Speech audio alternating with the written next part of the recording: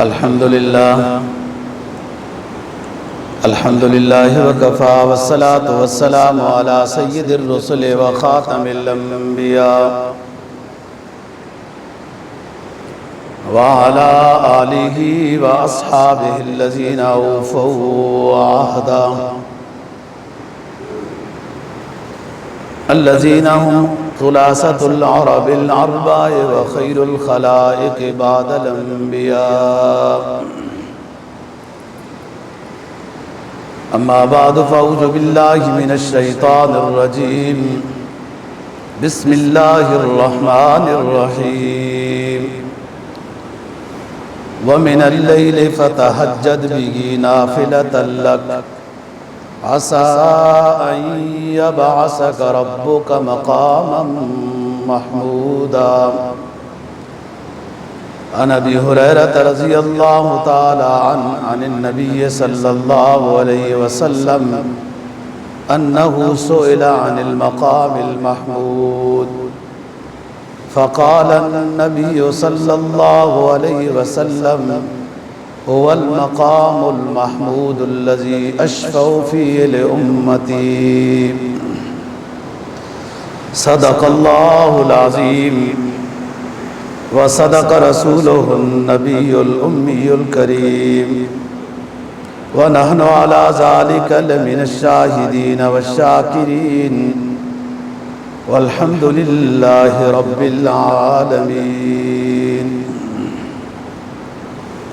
15واں پارہ سورہ اسراء کی ایک آیت کریمہ تلاوت کی ہے اور جناب نبی پاک صلی اللہ علیہ وسلم کا ایک فرمان تلاوت کیا ہے جس کو امام ترمذی نے روایت کیا ہے.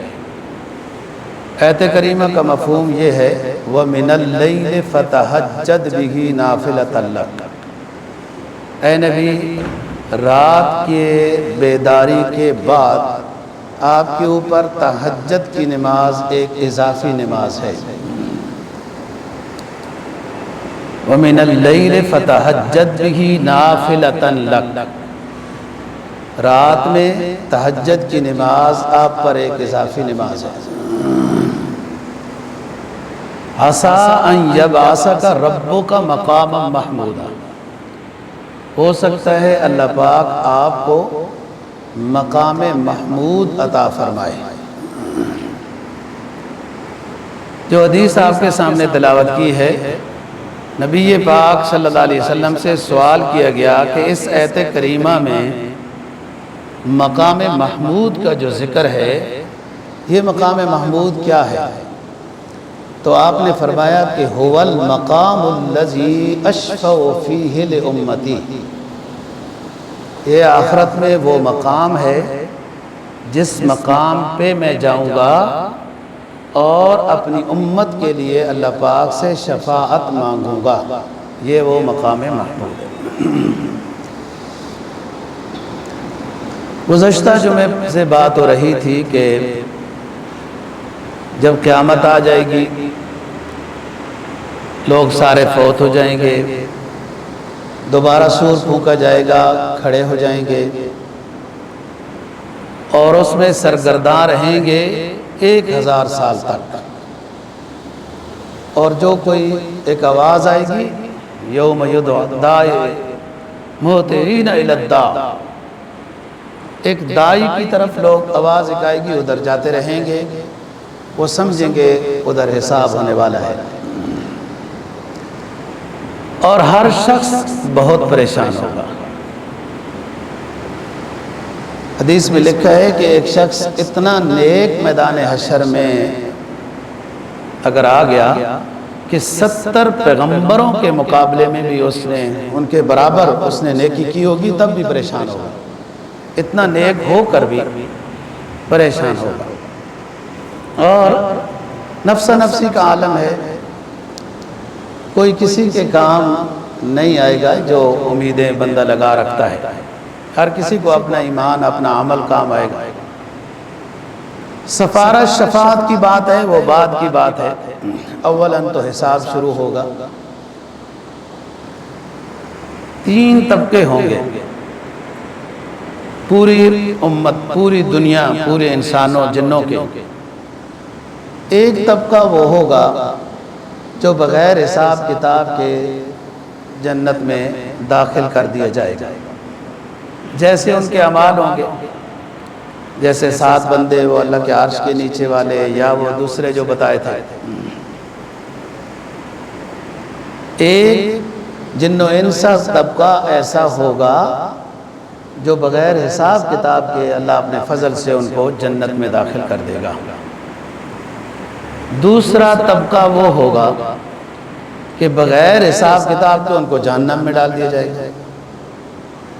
تھوڑا بہت حساب کسی کافر کا ہوا بھی کہ اس کو بڑا اپنے کوئی نیکی خدمت خلق کا کوئی کمانڈ تھا، بغیر حساب کتاب کے جہنم میں کفار کو ڈال دیا جائے گا۔ حساب تو ان کا کیا حساب ہے، ایمان ہی نہیں ہے، لیکن بعض کافروں کو دکھایا جائے گا ان کا حساب بھی۔ تیسرا طبقہ مومنین کا ہے، جن کی نیکیاں بھی ہوں گی، گناہ بھی ہوں گے۔ اگر وہ مومن جن کے گناہ تھے اور دنیا میں ہی اپنے گناہوں کی انہوں نے معافی کرا لی ہے، تو پھر تو آخرت میں ان کی نیکیاں ہی ہوں گی۔ یہ ان مومنین کا ذکر ہو رہا ہے کہ جو گناہگار بھی تھے، نیک بھی تھے، ان کا حساب ہوگا کہ اب نیکیاں غالب ہیں تو جنت، گناہ غالب ہیں تو جہنم میں کچھ عرصہ رہنا ہوگا۔ برابر ہیں تو جیسے گزشتہ جمعے پر بات آئی کہ اس کو کہا جائے گا نیکی لے کے آؤ، ایک نیکی آپ کی اگر ہو جائے تو آپ کو نیکیوں کا پلہ بھاری ہو جائے گا۔ وَنَزَعُ الْمَوَازِينَ الْقِسْطَ لِيَوْمِ الْقِيَامَةِ، یہ جو میزان قائم کیے جائیں گے ان کے لیے، گویا کہ میزان مومنین کے لیے ہے، مسلمانوں کے لیے ہے۔ سب ذرے ذرے کا حساب دینا ہوگا، زندگی کے ہر ٹائم کا، ہر زاویے کا حساب ہے، ہر نعمت کا حساب ہے، ہر وقت کا حساب ہے۔ جس کو آسان الفاظ میں اسلام والی کتابیں لکھتی ہیں، حقوق اللہ کا بھی حساب ہوگا، حقوق العباد کا بھی حساب ہوگا، بندوں کے حقوق کا بھی حساب ہوگا، اور اللہ کے جو حق ہیں بندے پر، نماز، روزہ، حج، زکوٰۃ، اس کا بھی حساب ہوگا۔ تمام چیزوں کا ذرے ذرے کا حساب ہونا ہے۔ کہ قبر میں سب سے پہلے جو حساب دے چکے ہیں وہ من ربوں کا، من نبیوں کا، من دینوں کا ہے، اور یہاں بھی وہ شخص قبر میں بھی، عالم برزخ میں بھی وہ شخص سوال کا جواب صحیح دے سکے گا جس کا ایمان عقیدہ ٹھیک ہوگا، بے شک وہ جتنا بھی پڑھا لکھا ہو، بہت زیادہ پڑھا لکھا ہو، اگر اس کا ایمان عقیدہ صحیح نہیں ہے تو یہ بڑے آسان سے عربی کے سوال ہیں، من ربوں کا، من دینوں کا، من نبیوں کا، بڑے آسان سے سوال ہیں، لیکن وہ جواب نہیں دے سکتے۔ آپ نے دنیا میں بھی دیکھ لیا ہے کتنے بڑے بڑے دنیاوی لحاظ سے وہ برستر اور قانون دان ہوتے ہیں، لیکن سورہ اخلاص نہیں پڑھ سکتے، دنیا میں نہیں پڑھ سکتے، تو آخرت میں وہاں تو بہت خوف کا عالم ہوگا۔ یہ تو پہلا حساب کا دن تھا، جب میزان اور میدان حشر اور یوم الحساب ہوگا، میزان قائم ہوں گے، ترازو قائم ہوں گے، حقوق اللہ، حقوق العباد کا حساب ہوگا، اور ذرہ ذرہ کا۔ حدیث میں آتا ہے کہ جانور تو غیر مکلف مخلوق ہے، جانور سے تو نماز، روزے، عقیدے کا سوال نہیں ہوگا، لیکن جن و انس کو دکھانے کے لیے اللہ تعالیٰ ان بکریوں کو، ان بیلوں کو زندہ کرے گا، جن سینگ والے بیلوں نے بے سینگ بیلوں کو مارا تھا، یا سینگ والی بکری نے بے سینگ بکری کو مارا تھا، یا دونوں سینگ والی تھی، ایک سینگ والی غالب آ گئی دوسری سینگ والی پر، تو لوگوں کے سامنے جانوروں کا بھی حساب ہوگا، جبکہ یہ غیر مکلف ہیں۔ یہ صرف دکھانا مقصود ہے کہ ذرہ ذرہ کا حساب ہوگا، لا یظلم مثقال ذرہ، بالکل ذرے کے برابر۔ ایک تو ہے رائی کا دانہ، رائی کے دانے کے بھی چھوٹا جو روشن دان سے ایک ذرہ نظر آتا ہے، دھوپ اندر آ رہی ہو، اتنا بھی ظلم نہیں ہوگا کسی پر۔ اور دوسرے مقام پہ فرمایا لا یظلمون فتیلا، فتیلہ کہتے ہیں، کھجور بندہ کھاتا ہے، اس کے اندر ایک شگاف ہوتا ہے، اس کے اندر سے ایک دھاگا نکلتا ہے، اس کو فتیلہ کہتے ہیں۔ اتنا بھی ظلم کسی پر نہیں ہوگا۔ قرآن کی آیت ہے ما ظلمہم اللہ ولکن کانوا انفسہم یظلمون۔ اللہ پاک کسی پر زیادتی نہیں کرتا، ذرہ برابر نہیں کرتا۔ لوگ ایسے اعمال کرتے ہیں کہ ان کی وہ سزا ہوتی ہے، لوگ سمجھتے ہیں ہمارے اوپر ظلم ہو رہا ہے۔ تو ذرہ ذرہ کا حساب ہونا ہے، ترازو قائم ہوں گے، حقوق اللہ حقوق العباد کا حساب ہے، لیکن سب سے پہلے حساب نماز کا ہوگا کہ حق اللہ ہے۔ نماز کے حساب میں اگر کوئی شخص فیل ہو گیا، اگلے حساب کی ضرورت نہیں ہے، وہ فیل ہی فیل ہے۔ نہ دیگر عبادات کے حساب کی ضرورت ہے، نہ حقوق العباد کے حساب کی ضرورت ہے۔ جو اللہ کے حق نماز میں ڈنڈی مارنے والا تھا، وہ اور تمام حقوق اللہ اور حقوق العباد میں وہ ڈنڈی ہی مارنے والا ہوگا۔ حضرت عمر فاروق رضی اللہ تعالیٰ عنہ کا مشہور فرمان ہے، اپنے گورنروں کو لکھا کرتے تھے کہ نماز کی پابندی، نماز با جماعت تکبیر اولیٰ کی پابندی کرنا، نماز با جماعت تکبیر اولیٰ کی پابندی کرنا، یہ گورنروں کو خط ہوتا تھا۔ اگر تم نمازوں میں سست ہوئے تو جتنی بھی تمہاری کوئی امانت دیانت کی گواہی دیتا رہے گا، میں نہیں مانوں گا، کیونکہ نماز میں سستی ہے۔ قرآن کہتا ہے ان الصلاۃ تنہا عن الفحشاء والمنکر والبغی، نماز ہر گناہ سے روکتی ہے۔ جب نماز میں ہی سست ہے تو وہ گناہوں سے کیسے روک رہا ہے؟ تو سب سے پہلا حساب نماز کا ہوگا، اور نماز بہت اہم چیز ہے ایمان کے بعد۔ بعض حدیث میں تو آتا ہے کہ جو شخص نماز کا قصدن تارک ہے، جان بوجھ کر، ایک تو اگر سو گیا کسی نے اٹھایا نہیں، کہیں سفر میں تھا اس کے ذہن میں تھا نماز پڑھ لی ہے جبکہ نہیں پڑھی تھی، بھول گیا، سو گیا یا بھول گیا، تو وہ قضا کر لے، معافی ہے۔ قصدن کسی نے نماز کو چھوڑا، یاد ہے سب کچھ، اس کے پاس کے ساتھی دفتر والے اٹھ کر جا رہے ہیں نماز پڑھنے، یہ بیٹھا ہوا ہے، اس کو یاد ہے، مؤذن کی اذان بھی پہنچتی ہے، وہ بھی یاد دہانی کراتی ہے، جو ساتھی ساتھ سے اٹھ کر نماز پڑھنے جاتے ہیں وہ بھی یاد دہانی ہے۔ جان بوجھ کر کسی شخص نے نماز چھوڑی، حدیث کا ترجمہ کر رہا ہوں، وہ کافر ہو گیا ہے۔ اور حنابلہ کا یہی مسلک ہے۔ یہ تو امام ابو حنیفہ رحمہ اللہ تعالیٰ نے اس کا ترجمہ یہ کیا کہ اس نے کافروں والا کام کیا، نماز نہ پڑھ کر، جیسے کافر نماز نہیں پڑھتے تو اس نے بھی نہیں پڑھی، دونوں کام کے لحاظ سے برابر ہو گئے۔ خطرناک بات ہے، نماز کا پابند ہونا ضروری ہے۔ قرآن مجید کی آیت ہے فَخَلَفَ مِن بَعْدِهِمْ خَلْفٌ أَضَاعُوا الصَّلَاةَ وَاتَّبَعُوا الشَّهَوَاتِ فَسَوْفَ يَلْقَوْنَ غَيًّا، سورہ طٰہٰ 16واں پارہ۔ پہلے نیک لوگ تھے، کچھ مدت گزرنے کے بعد نالائق قسم کے ان کے جانشین آ گئے۔ توجہ سے بات سننی ہے، پہلے نیک لوگ تھے، پھر نالائق نااہل قسم کے ان نیکوں کے جانشین آ گئے۔ فخلف من بعدہم خلف، وہ جو جانشین آئے نالائق، ان کی نالائقی کیا تھی؟ اضاعوا الصلاۃ، نماز کو ضائع کرتے تھے، واتبعوا الشہوات، خواہش نفس کی پیروی کرتے تھے، فسوف یلقون غیا، ان قریب یہ داخل ہوں گے جہنم کی ایک وادی ہے جس کا نام ہے غی۔ یہ نمازیوں کی سزا ہے۔ اچھا اب سنیں، نماز کو ضائع کرتے تھے، اس آیت کی تشریح میں لکھا ہے کہ نماز پڑھتے تھے، قضا کر دیتے تھے، نماز پڑھتے تھے، جماعت سے نہیں پڑھتے تھے، نماز پڑھتے تھے، بس ایسی جلدی جلدی اوپر نیچے کر کے بے وقت قسم کی نماز پڑھ لیتے تھے۔ یہ ہیں اضاعوا الصلاۃ۔ جو پڑھتے ہی نہیں ہیں وہ تو اور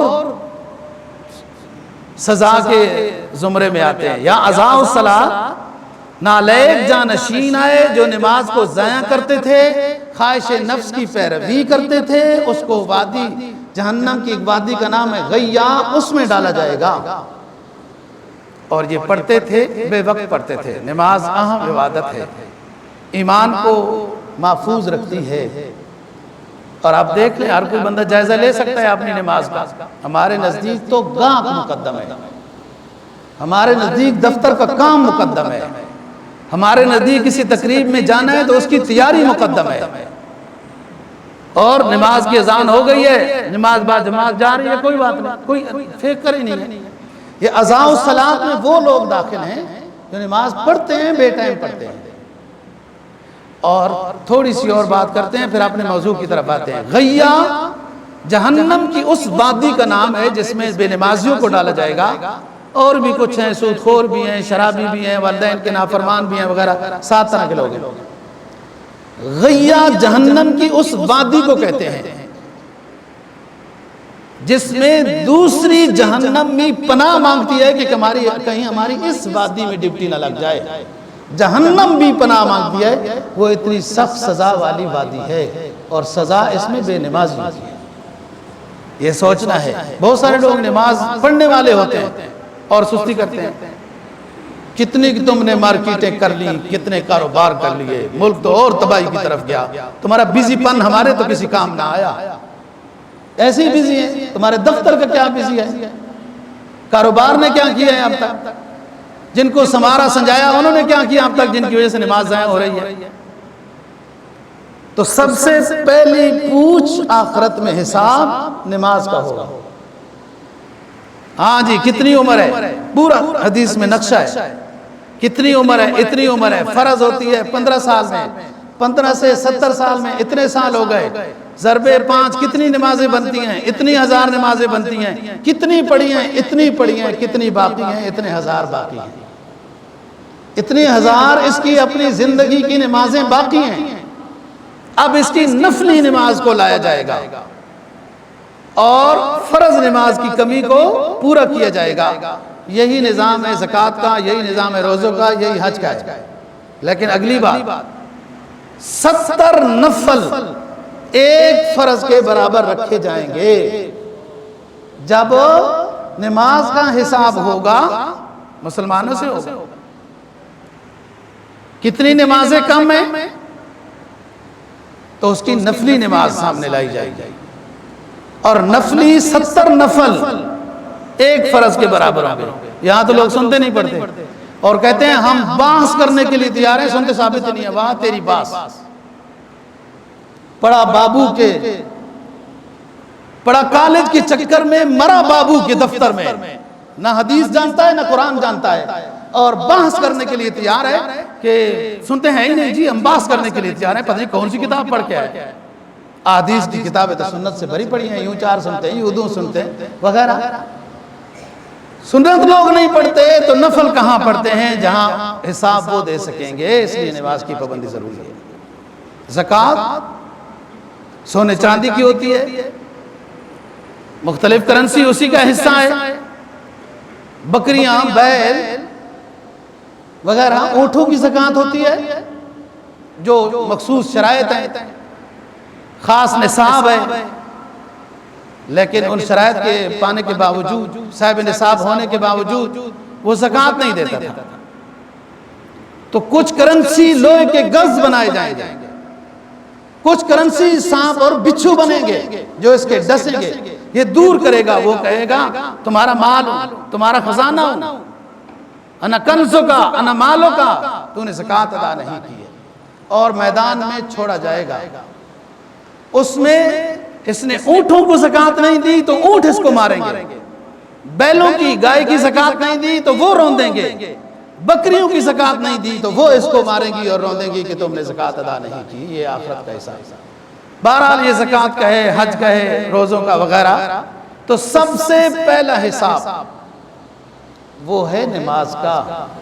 نماز میں کلیئر ہے، معاملات میں کلیئر ہے، سب چیز میں کلیئر ہے۔ پھر نماز تو گناہوں سے، ہر چیز سے روکتی ہے، اور جب تک کسی کو نماز گناہوں سے، خلاف سنت کاموں سے بے حیائی اور فحاشی سے کسی کو نماز نہیں روک رہی۔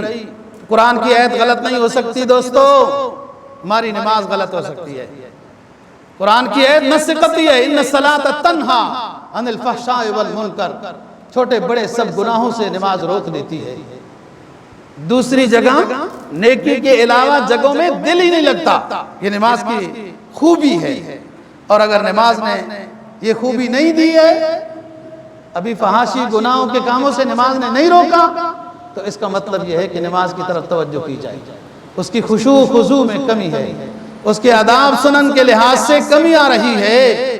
کہیں نماز ادھر، میرا دل تو ہے صنم، تجھے کیا ملے گا نماز میں، تیرا دل تو ہے صنم آشنا، میں جو سر بسجدہ ہوا کبھی، اقبال مرحوم کہتے ہیں، میں جو سر بسجدہ ہوا کبھی تو زمین سے آنے لگی صدا، تیرا دل تو ہے صنم آشنا، تجھے کیا ملے گا نماز میں۔ اپنی نماز میں غور تو کریں، نماز میں تصورات، تخیلات وہ کدھر جا رہے ہیں؟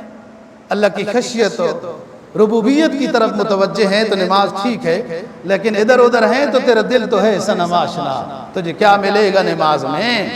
نماز اصل ہے، اور مختلف جب اٹھایا جائے گا دوبارہ اور حساب ہونا ہے، سب سے پہلے نماز کا، اپنی نماز کی فکر کریں، یہ ٹائم ہے فکر کرنے کا، ادھر کچھ بھی نہیں ہو سکے گا۔ وہ 1000 سال میدان حشر میں کھڑا ہونا ملے گا، نماز کی قضا نہیں ہو سکتی۔ مومن سجدہ کرنا لگ چاہے گا کر لے گا، منافق اور کافر کی کمر لوہے کی طرح سیدھی ہو جائے گی، سجدہ بھی نہیں کر سکتے۔ جس نے سجدے دنیا میں کیے نا جی، وہ اس سجدے اگر کرنا چاہے آخرت میں تو سجدے کر سکے گا، منافق اکڑ جائے گا، کافر نہیں کر سکے گا، اور آخرت میں اندھیرا ہوگا، روشنی اپنے ایمان کی ہوگی۔ فَالْتَمِسُوا نُورًا قِيلَ ارْجِعُوا وَرَاءَكُمْ فَالْتَمِسُوا نُورًا، اہل ایمان کا نورہم یسعی بین ایدیہم وبایمانہم، اہل ایمان جب چل رہے ہوں گے دائیں بائیں ان کے نور ہوگا، ان کی ایمان، ان کے عبادات کی روشنی ہوگی، اور کافر اور منافق کہیں گے ہمیں بھی کچھ اس روشنی سے فائدہ حاصل کر نہ دیا جائے، تو کہا جائے گا قِيلَ ارْجِعُوا وَرَاءَكُمْ فَالْتَمِسُوا نُورًا، جو کام کرتوت تھے ادھر جاؤ نا، وہ تمہیں روشنی دیں گے، ہم نے جس ذات کی مانی اس نے ہمیں روشنی عطا کی ہے، ان کی روشنی سے ان کو فائدہ نہیں ہوگا۔ بات یہ ہے کہ مختلف طرح اٹھائے جائیں گے۔ فرمایا وَنَحْشُرُهُمْ يَوْمَ الْقِيَامَةِ عَلَى وُجُوهِهِمْ صُمًّا وَبُكْمًا وَعُمْيًا، ہم میدان حشر میں اپنے نافرمانوں کو ان کے چہروں کے بل اٹھائیں گے۔ کسی نے پوچھا حضور لوگ تو قدموں کے بل چلتے ہیں، سر کے بل کیسے چل پائیں گے؟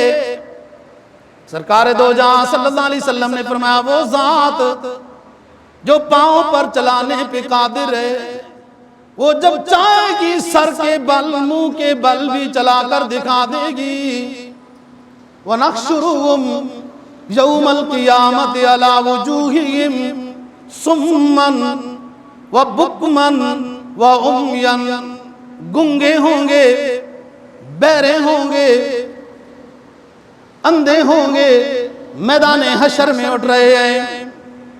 قرآن 16ویں پارے میں بیان کرتا ہے مَنْ أَعْرَضَ عَنْ ذِكْرِي فَإِنَّ لَهُ مَعِيشَةً ضَنْكًا وَنَحْشُرُهُ يَوْمَ الْقِيَامَةِ أَعْمَى قَالَ رَبِّ لِمَ حَشَرْتَنِي أَعْمَى وَقَدْ كُنْتُ بَصِيرًا، جو ہم سے روگردانی اختیار کرتا ہے، من اعرض عن ذکری، بتایا جائے ایمان ٹھیک کرو، بتایا جائے نماز ٹھیک کرو، بتایا جائے اپنے ملک کو کاروبار کو ٹھیک کرو، سودی لین دین نہ لو، تو کہتے ہیں جاؤ جاؤ تم مسیح تلو، کیا باتیں کرتے ہو؟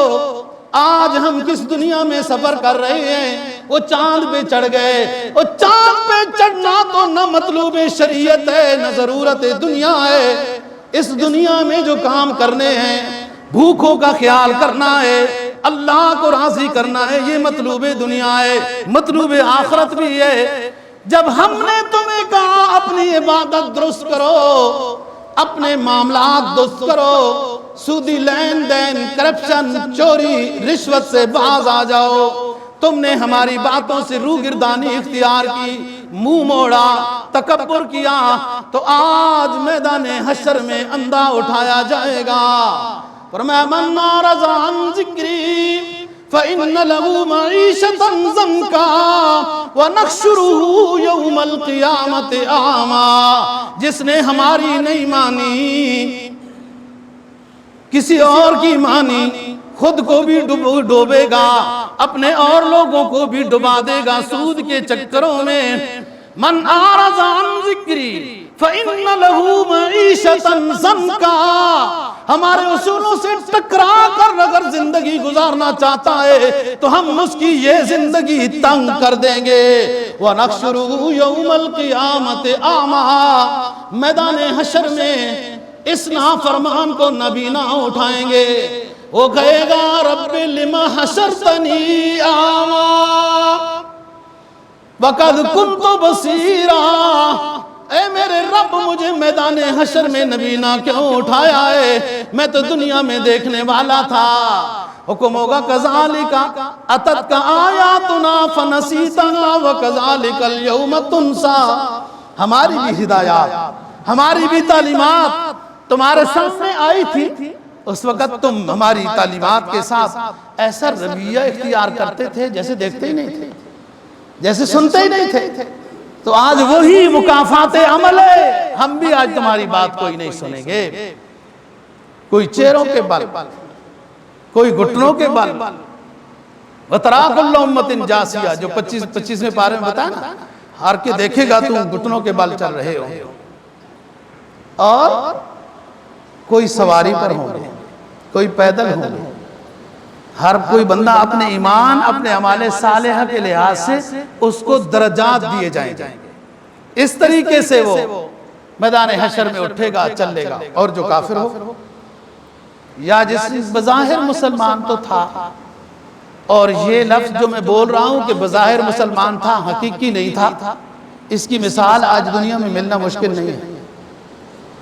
بظاہر مسلمان تھا، لوگ بھی مسلمان سمجھتے تھے اس کو. جب مر گیا تو لوگوں نے جنازہ کفن دفن بھی کر لیا کہ مسلمان تھا، لیکن نام کا تھا، حقیقی نہیں تھا. ایسے مسلمان آج دنیا میں ملنا مشکل نہیں ہے. اکثریت انہی کی ہے. مسلمان ہیں کیوں؟ مسلمان گھرانے میں پیدا ہو. مسلمان ہیں کیوں؟ پاکستان کے ہیں، پاکستان کے ہیں، مسلمان ہیں. سعودی عرب کے ہیں، مسلمان ہیں، مسلمانوں کا ملک ہے، بس اتنے ہی مسلمان ہیں. ایمان و عمل ان کا اسلام والا نہیں ہے. یہ افسوس کریں گے. جس چیز کا انکار تھا، حساب و کتاب کا انکار تھا. دیکھو بھائی، جو لوگ ظلم کرتے ہیں عوام پر یا حکومتی خزانے پر یا جس پر بھی پیسہ چوری کرتے ہیں، کیا مطلب ہے ان کا؟ ان کو اس بات پر یقین نہیں ہے نا کہ حساب و کتاب ہوگا، ذرے ذرے کا حساب دینا ہوگا، دوبارہ اٹھنا ہوگا، اللہ کے سامنے حاضری ہوگی. اگر یہ انسان کو یقین ہو تو کیسے میں حیران ہوں. کرپشن کوئی لاکھ اور 10,000 یا اتنی بھی کوئی کرے چوری تو بری چیز ہے، لیکن جو پڑھا جاتا ہے، خبروں میں سنا جاتا ہے، واللہ عالم حقیقت کیا ہے، اربوں سے کم بات ہی نہیں ہے. اربوں خربوں سے کم کرپشن کی بات ہی نہیں ہے. اور عمر کا حصہ کیا ہے؟ 77 سال 80 سال رہنا کہاں نصیب ہو رہا ہے؟ جیل میں. تو اس کرپشن کا کیا فائدہ ہوا؟ جو اربوں روپیہ دھوکہ کیا، کوئی چینی بلیک میل کر کے، کوئی آٹا کر کے، کوئی کیا کر کے، تو فائدہ کیا ہوا؟ رہتے پاکستان کی جیلوں میں ہو اور پیسہ بھیجا ہے فرانس میں کہ ادھر بنگلے بناؤ. کیا فائدہ ہوا اس کرپشن کا؟ اس کا دنیا میں بھی کوئی فائدہ نہیں. تو آخرت میں کیا فائدہ ہوگا؟ یہ سوچے تو بندہ، یہ لوگ کیوں ایسا کرتے ہیں؟ اتنا ظلم، اور وہ بھی اس غریب ملک پر. اور بڑے جناب ڈھول بجائے تھے، بڑے تبلے بجائے گئے تھے کہ IMF راضی ہو گیا، کس دے رہا ہے، راضی ہو گیا، کس دے رہا ہے. ہم تو کہتے ہیں نہیں، راضی ہوتا تو ٹھیک تھا. یہ ہر روز पेट्रोल महंगा हो रहा है, हर रोज बिजली, उसका तो नाराजी होना ही ठीक होता है, क्योंकि काफिर का मुसलमान के साथ नाराज होना ही ठीक होता है। उसका राजी होना नुकसान से खाली नहीं है। उनकी रजा से हमें क्या फायदा हुआ कि पहले तो चीज सस्ती थी, उनकी रजा की वजह से और महंगी हो रही है। ये हो क्या रहा है? मन आरज़ अन ज़िक्री फ़इन्न लहू मईशतन ज़ंका। हमारे अहकाम से, हिदायत से रूगर्दानी की ना, इस दुनिया में भी तंगी में जिंदगी गुजारोगे और आखिरत में तो फिर देख लो। तो अपने ईमान और अमल के लिहाज से वहां चलना फिरना होगा। काफिर अफसोस में, और इस तरह के लोग अफसोस में जो बज़ाहिर मुसलमान, काम सारे काफिरों वाले, लूट घसूट वगैरह। अगर मरना हो, मैंने एक दर्जी का किस्सा सुनाया था, उसने कपड़े हमारे किसी और को बना दिए, भूल गया। तो हमने कहा भाई ठीक है, कोई बात नहीं, आखिरत में ले लेंगे, वहां तो काम आएगा। तो दर्जी ने कहा रुक जाओ, आखिरत में नंबर नहीं आएगा, मैंने बहुत सारों के कपड़े ऐसे किए हुए हैं, तुम अपने कपड़े ले जाओ, उसके पैसा ले जाओ। कलो यार, इनसे तो वो दर्जी बेहतर था कि वो समझता था आखिरत में हिसाब होगा। जो लोगों के कपड़े चोरी किए ना जी, आप दर्जी को भी इस्लामी हिदायत पढ़नी चाहिए ना। जो आधा मीटर एक बालश भी कपड़ा बच गया, वो मालिक का है, वो छोड़ जाए तो उसकी मर्जी है, आपका देना जरूरी है। बहरहाल वो दर्जी इनसे तो पढ़े लिखों से बेहतर हो गया। एक्सपर्ट तो यही पढ़ाता है कि जितना लूट सकते हो लूटो, जितना जमा कर सकते हो करो, जिस तरह जमा कर सकते हो करो, और उसका फिर यही निजाम होता है। उन्हें समझ ही नहीं आए कि दुनिया में भी फायदा नहीं। तो जो इस तरह के मुसलमान नाम के होंगे जिन्होंने सिवाय गुनाह के और कुछ नहीं किया, क्या कहेंगे अफसोस के साथ? फरमाया यकूलु या लैतनी कद्दमतु लिहयाती,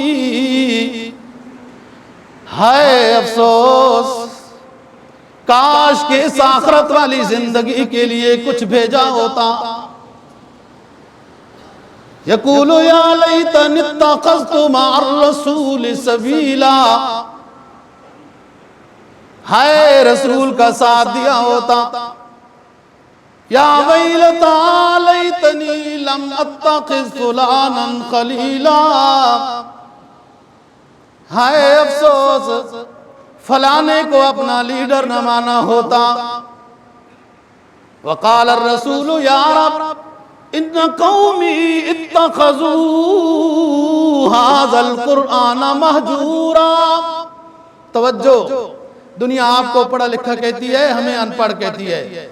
जिन्होंने अल्लाह और अल्लाह के रसूल की तालीम को हासिल किया, दुनिया आज की, वो हमें अनपढ़ कहती है। आप पढ़े लिखे हैं, आप पढ़े लिखे, मेरी बात को सुनो।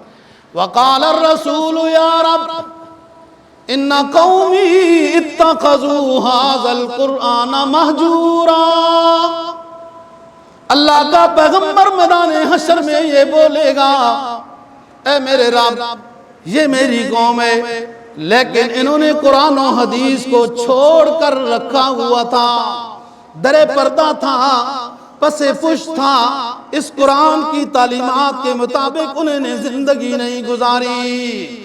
क़ाल रसूल या रब, हमें हर एक को ये सोचना है कि हमने कुरान को कितना पढ़ा, कितना उसके मफहूम को समझा, कितना अमल किया, रसूल के फरमान को कितना पढ़ा, फरमाने रसूल को कितना समझा। मार्केट में, घर में, बाजार में, दफ्तर में, खुशी में, गमी में, औलाद पर, बीवी पर, अपने माहौल में, अपने जिस्म पर अल्लाह और अल्लाह के रसूल की तालीमात को कितना नाफिज किया। कहीं इस जुमरे में तो नहीं आए जो नबी फरमा रहा है इत्तखज़ू हाज़ल कुरआन महजूरा। है तो मेरी कौम, है तो मेरी उम्मत, है तो मेरे नाम लेने वाले, है तो मेरा कलमा पढ़ने वाले, लेकिन मेरे रब इन्होंने कुरान और हदीस को पसे पुश डाल दिया था।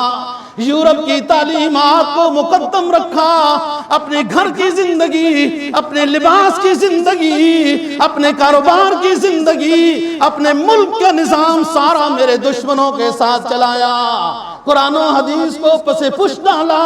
आज मेरे से क्या लेने आए हो? वहां अफसोस, या वैलता लैतनी लम अत्तखिज़ फुलानन खलीला।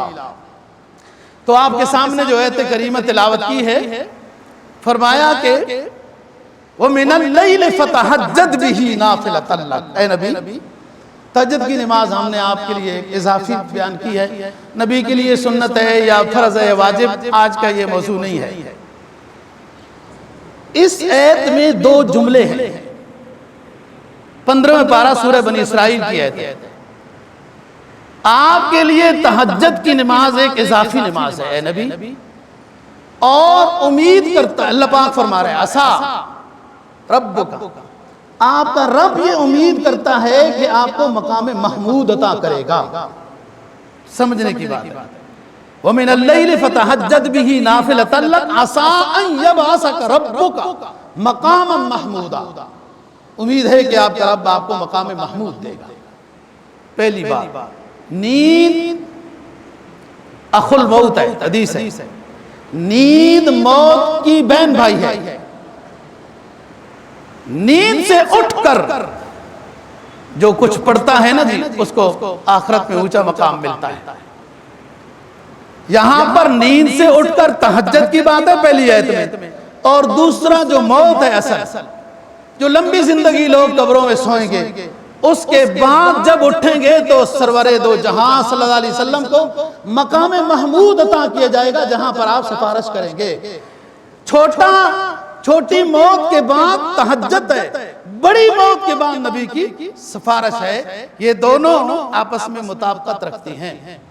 اگلی بات یہ ہے، نبی پاک صلی اللہ علیہ وسلم کا فرمانا ہے اذا سمعت المؤذن یقول مثل ما یقول، جب مؤذن کی اذان سنو کہو ویسے جو وہ کہتا ہے، اللہ اکبر وغیرہ، اور حی علی الصلاۃ حی علی الفلاح میں وہ کہنا ہے۔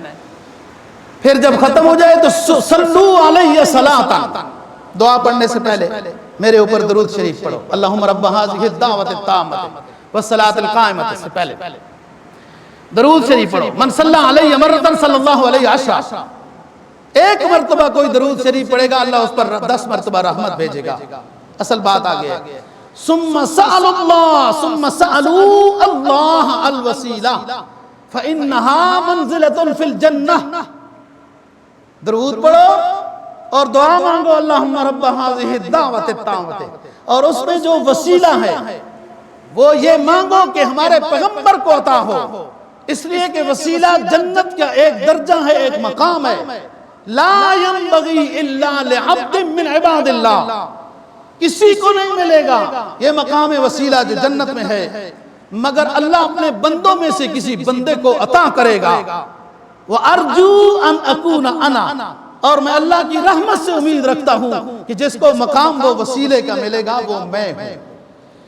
فَمَنْ سَأَلَ اللَّهَ لِي الْوَسِيلَةَ، جو شخص اذان کے بعد دعا پڑھتا ہے اور میرے لیے وسیلہ اور مقام محمود مانگتا ہے، مقام محمود بتاتا ہوں، جو اذان کے بعد درود شریف اور دعا مانگتا ہے میرے لیے وسیلہ اللہ سے مانگتا ہے، فَمَنْ سَأَلَ اللَّهَ لِي الْوَسِيلَةَ حَلَّتْ وَجَبَتْ عَلَيْهِ شَفَاعَتِي، جو شخص اذان کے بعد یہ دعا مانگتا ہے میرے ذمہ اس کی شفاعت کرنا واجب ہو جاتا ہے۔ ایک حدیث، دوسری حدیث، یہ بھی مسلم کی حدیث ہے، دوسری حدیث فرمایا اذا سمعتم النداء، جب مؤذن کی اذان سنو، یقول اللہم رب ہذہ الدعوۃ التامۃ والصلاۃ القائمۃ آت محمدا الوسیلۃ والفضیلۃ وابعث مقاما محمودا الذی وعدتہ انک لا تخلف المیعاد وجبت لہ شفاعتی، رواہ البخاری۔ تم جب مؤذن کی اذان سنو، جیسے بتایا پہلے درود شریف پڑھو اور دعا پڑھو، دعا میں میرے لیے مقام محمود مانگو۔ جس نے یہ دعا پڑھی اور اللہ پاک مجھے اپنے فضل سے مقام محمود آخرت میں عطا کرے گا، جس نے دعا پڑھی وجبت لہو شفاعتی، میرے ذمہ اس کی شفاعت کرنا میدان حشر میں واجب ہو جائے گا۔ اب دو حدیثیں آپ نے سنی ہیں، اب آئیے وہ شفاعت کیا ہے۔ دنیا پریشان ہے، جس کی پریشانی کا عالم میں آپ کو دکھا چکا ہوں۔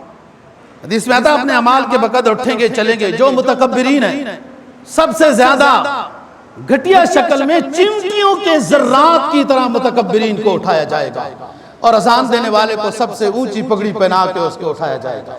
جی اللہ کی طرف ہر کسی کو اللہ کی طرف دن میں کئی مرتبہ بلایا کرتا تھا۔ وَمَنْ أَحْسَنُ قَوْلًا مِّمَّنْ دَعَا إِلَى اللَّهِ وَعَمِلَ صَالِحًا وَقَالَ إِنَّنِي مِنَ الْمُسْلِمِينَ۔ نماز کے لیے وہی بلاتا ہے جو مسلمان ہوتا ہے، نماز پڑھتا ہے۔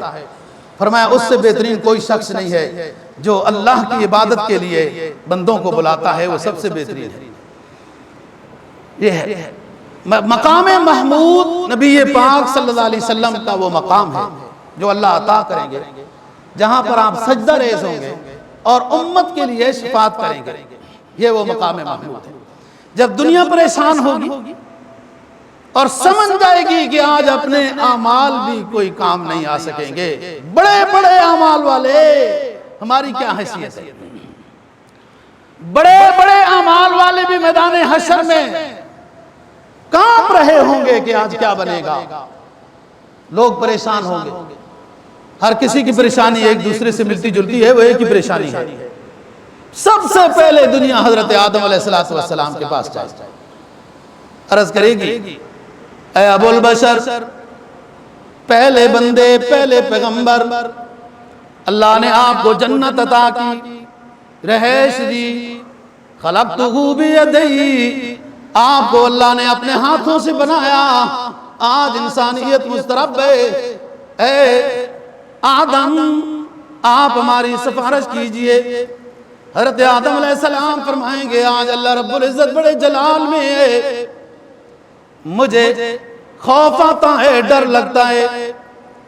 جنت میں جب میں قیام پذیر تھا، اللہ نے حکم دیا تھا لا تقربا هذه الشجرة فتكونا من الظالمین، اس درخت کے قریب دونوں میاں بیوی نہ جانا۔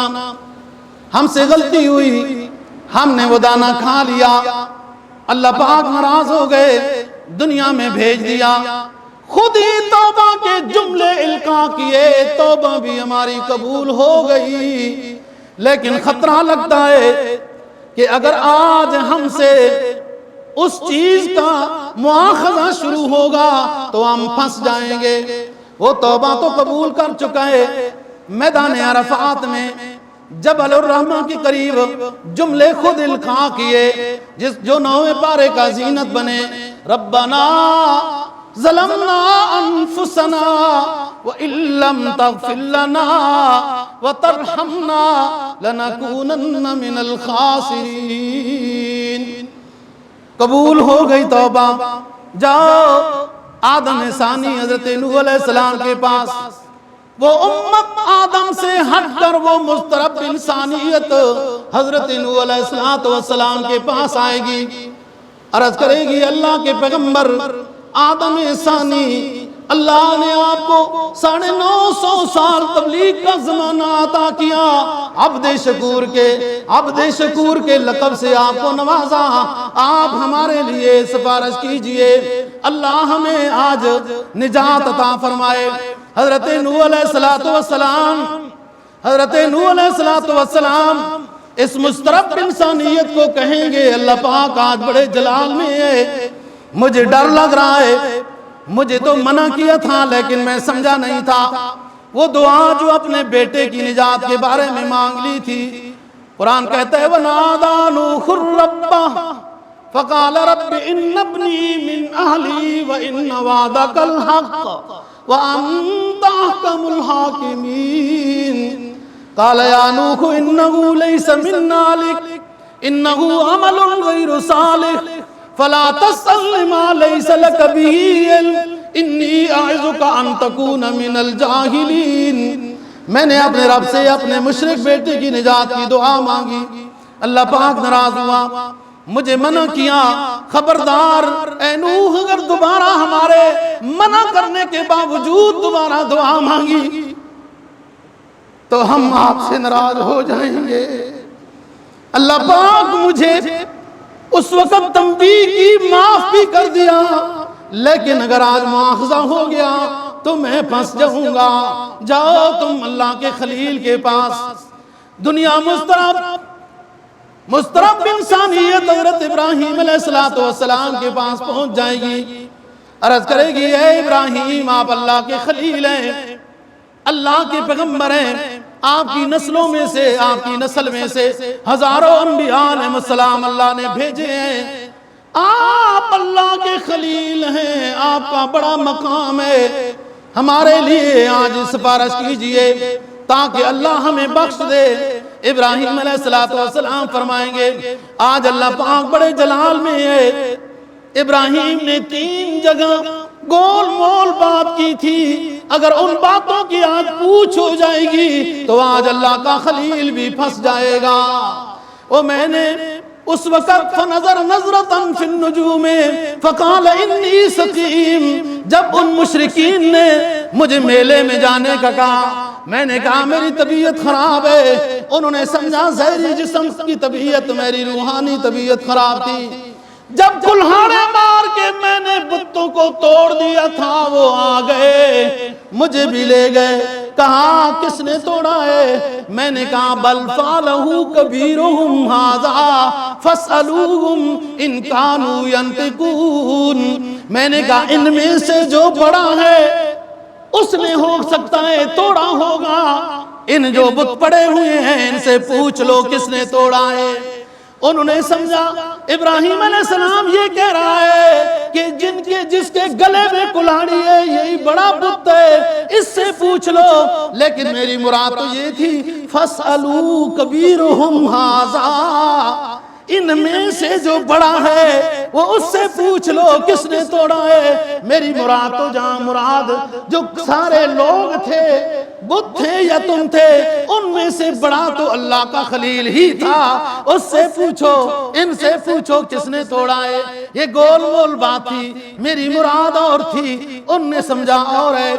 تیسری مرتبہ میری گول مول بات، جب مصر کے بادشاہ نے میری بیگم سارہ کو اپنے آغوش میں لیا، گرفتاری میں لیا، بدنیتی کی، لیکن جب کوئی کہے کہ یہ میری بیوی ہے تب وہ بدنیتی کرتا تھا، اور جب کوئی کہے کہ میری بہن ہے تو وہ چھوڑ دیتا تھا۔ تو میری تو چچا زاد بہن تھی، اسلامی نقطہ نظر سے میں نے یہ بات کہی کہ میری بہن ہے، وہ انہوں نے میری حقیقی بہن سمجھی، میں نے اسلامی بہن کہی تھی۔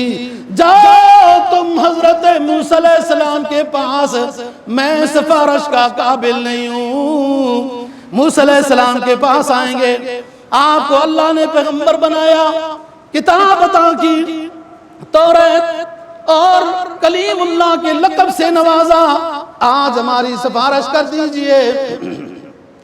وہ بھی یہی جواب دیں گے کہ آج اللہ پاک بڑے جلال میں ہے، میرے سے ایک غلطی ہوئی، فَاسْتَغَاثَهُ الَّذِي مِنْ شِيَعَتِهِ عَلَى الَّذِي مِنْ عَدُوِّهِ فَوَكَزَهُ مُوسَىٰ فَقَضَىٰ عَلَيْهِ، وہ جو اس بندے نے مجھ سے فریاد طلب کی، میں نے اس کے مخالف کو مکہ مارا اور وہ مر گیا۔ اگر وہ رب نے مجھے معاف بھی کر دیا، لیکن آج اگر اس کا مواخذہ ہوگا تو میں پھنس جاؤں گا۔ جاؤ حضرت عیسیٰ علیہ السلام کے پاس، دنیا مسترب حضرت عیسیٰ علیہ السلام کے پاس آئے گی، عرض کرے گی آپ کو اللہ نے روح من کا، کلمت اللہ کا، اپنے قدرت کے کرشمے سے آپ کو بغیر باپ کے پیدا کیا، آج ہماری سفارش کیجئے۔ حضرت عیسیٰ علیہ السلام فرمائیں گے دیکھو میں نے تو دنیا کو توحید کا درس دیا، لیکن میرے ماننے والوں نے، میرے چاہنے والوں نے مجھے ابن اللہ کہہ دیا، ثالث و ثلاثہ کہہ دیا، اگر اس سے میرا مواخذہ شروع ہو گیا تو میں پھنس جاؤں گا۔ وقت اپنا ضائع نہ کرو دوستو، میری طرف توجہ کرو، گھڑیوں کو چھوڑ دو۔ بہت تم نے گھڑیوں کو دیکھا، بڑے بڑے گھڑیوں کے مطابق تم نے ٹائم کیے، آج سرکار دو جہاں صلی اللہ علیہ وسلم کی بات کی طرف آؤ۔ حضرت عیسیٰ علیہ السلام فرمائیں گے اے مسترب انسانیت، ادھر ادھر اپنا وقت ضائع نہ کرو، جاؤ امام الانبیاء صلی اللہ علیہ وسلم کے پاس، جاؤ حجرہ عائشہ میں، جاؤ امام الانبیاء کے پاس، خاتم النبیین کے پاس۔ دنیا آئے گی، اسی طرح درخواست کرے گی آپ کو اللہ نے اپنا محبوب بنایا، امام الانبیاء بنایا، خاتم النبیین بنایا، بہترین امت عطا کی، بہترین کتاب عطا کی، اے حبیب کبریا ہمارے لیے سفارش کیجئے، ہماری نجات کا اب کوئی ہیلہ نہیں، کوئی وسیلہ نہیں، کوئی راستہ نہیں، کوئی جگہ نہیں، ہر جگہ سے ہمیں انکار ہوا ہے، آپ کے در پہ پہنچ چکے ہیں۔ رسول پاک صلی اللہ علیہ وسلم فرمائیں گے ضرور میں سفارش کروں گا، انکار نہیں کریں گے، متوجہ اللہ ہوں گے۔ جبرائیل علیہ السلام براق لے کر آئیں گے، آپ صلی اللہ علیہ وسلم براق پر سوار ہوں گے، براق فضاؤں کو چیرتا ہوا جائے گا، آسمانوں کے دروازے وہ براق کھلوا دے گا، دستک ہوگی، بتایا جائے گا آج امام الانبیاء صلی اللہ علیہ وسلم انا آتینا کل کوثر کا مالک آیا ہے، شفاعت کبریٰ کا جس کو اذن ہوگا وہ امام الانبیاء آیا ہے، وہ حبیب کبریاء آیا ہے، اس کے لیے دروازے کھلیں گے، مقام محمود پر آپ پہنچ جائیں گے۔ 7 دن تک آپ لمبے سجدے میں مصروف رہیں گے اور امت کی مغفرت کی دعاؤں میں لگے رہیں گے۔ 7 دن کے بعد اللہ کا جلال کچھ جمال میں بدلے گا، کہیں گے یا محمد، اللہ فرمائیں گے یا محمد ارفع راسک کا، اپنے سر کو اٹھائیے، سال توتا مانگیے عطا کیا جائے گا، شفع تشفع سفارش کیجئے تمہاری سفارش قبول کی جائے گی، میں اس وقت مقام محمود پر اشفع فی لامتی، میں اپنے گنہگار امت کے لیے شفاعت کی درخواست کروں گا اور ساتھ کہوں گا کہ اے رب العالمین، جبرائیل کے ذریعے سے آپ نے ضحیٰ سورت نازل کی ہے، اس میں فرمایا ہے وَلَسَوْفَ يُعْطِيكَ رَبُّكَ فَتَرْضَىٰ، ہم آپ کو اے نبی اتنا دیں گے کہ آپ راضی ہو جائیں گے۔ اے میرے محبوب مجھے جبرائیل نے بتایا ہے، اے میرے معبود مجھے یہ جبرائیل نے بتایا ہے، آپ مجھے راضی کریں گے، میری امت کی شفاعت جو میں کروں گا قبول کریں گے۔ اللہ رب العزت فرمائیں گے اے پیغمبر آپ سچ کہہ رہے ہو، جبرائیل نے جو آپ کو کہا تھا وہ سچ تھا، میں نے جو آپ کی سفارش قبول کرنے کا وعدہ کیا تھا وہ سچا وعدہ تھا، لیکن آپ چلیے دنیا میں بھی آگے دنیا میں جلوہ افروز ہونے والا ہوں۔ یہاں سے بات انشاءاللہ پھر موقع ملے گا تو بات کریں گے، تھوڑی تاخیر ہو گئی ہے، ثواب زیادہ ہو جائے گا۔ اللہ میرا کہنا اور آپ کا سننا قبول و منظور فرمائے۔